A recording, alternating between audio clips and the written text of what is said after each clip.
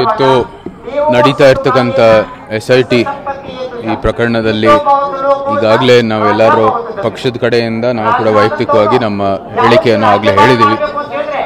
ನಮ್ಮ ಏನು ಆಸ್ಕ್ ಇದೇನೆ, ನಮಗೆ ಮಧ್ಯಂತರ ವರದಿಯನ್ನು ಕೊಡಬೇಕಾಗಿದೆ. ನೀವು ಇದೇನು ರಾಜಕೀಯ ವಿಚಾರ ಅಲ್ಲ, ಜನರು ನಿರೀಕ್ಷೆ ಮಾಡ್ತಾ ಇದ್ದಾರೆ. ಇಷ್ಟೆಲ್ಲ ತನಿಖೆ ಮಾಡಿದ ನಂತರ ಏನೋ ಒಂದು ಉತ್ತರ ಕೊಡಬೇಕಾಗಿದೆ. ಅದಕ್ಕೆಂದ್ರೆ ಭಾಳ ಅಪಪ್ರಚಾರ ಹರಡ್ತಾ ಇದೆ ಎಲ್ಲ ಕಡೆ, ಸಾಮಾಜಿಕ ಜಾಲತಾಣ ಇರ್ಬೋದು ಇತ್ಯಾದಿ ಎಲ್ಲ. ಅದಕ್ಕೆ ತೆರೆ ಎಳಿಬೇಕಾಗಿರ್ತಕ್ಕಂಥದ್ದು ನಾವು ವಿನಂತಿ ಮಾಡ್ತಾ ಇದ್ದೀವಿ. ರಾಜಕಾರಣಿಗಳು ರಾಜಕೀಯ ಮಾಡೇ ಮಾಡ್ತಿರೋದ್ರಲ್ಲಿ ಏನು ಅನುಮಾನ ಬೇಡ.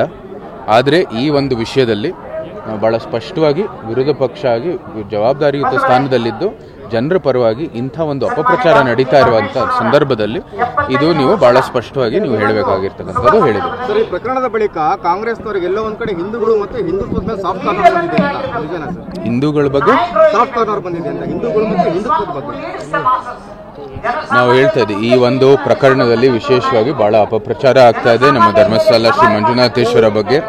ಆ ನಿಟ್ಟಿನಲ್ಲಿ ಒಂದು ಮಧ್ಯಂತರ ವರದಿ ಆಗಬೇಕಾಗಿದೆ. ಅದನ್ನ ಅವರು ತೆರೆ ಎಳಿಬೇಕಾಗಿರ್ತಕ್ಕಂಥದ್ದು ನಾವು ಮನವಿ ಮಾಡಿದ್ದೇವೆ. ಆತನ ಮುಂಬರುವ ಪರೀಕ್ಷೆ ಆಗಬೇಕಂತ ಒಂದು ಅಭಿಯಾನ ಶುರುವಾಗಿದೆ ಸರ್, ತಮ್ಮ ಒಪಿನಿಯನ್ ಏನು ಸರ್? ಏನೇ ಇದ್ರೂ ಈ ಒಂದು ಮಧ್ಯಂತರ ವರದಿಯಲ್ಲಿ ಸ್ಪಷ್ಟವಾಗಿ ನಮಗೆ ಗೊತ್ತಾಗುತ್ತೆ. ಆ ವರದಿ ಬಂದಿದ ನಂತರ ನಾವು ಕೂಡ ಕ್ರಮ ತಗೋಬೇಕಾಗಿದೆ. ಏನು ಮಾಹಿತಿ ಇಲ್ಲದೆ ಇರೋ ಸಮಯದಲ್ಲಿ ಸುಮ್ಮನೆ ಘೋಷಣೆ ಮಾಡೋದು ಸರಿ ಇಲ್ಲ. ಸೊ ಆ ಸಮಯದಲ್ಲಿ ಅದು ಒಂದು ಮಧ್ಯಂತರ ವರದಿಯನ್ನು ಕೊಡಲಿ, ಏನಿದೆ ಇಲ್ವೋ ಅಂತ ಅವರು ಸ್ಪಷ್ಟವಾಗಿ ಹೇಳಿ.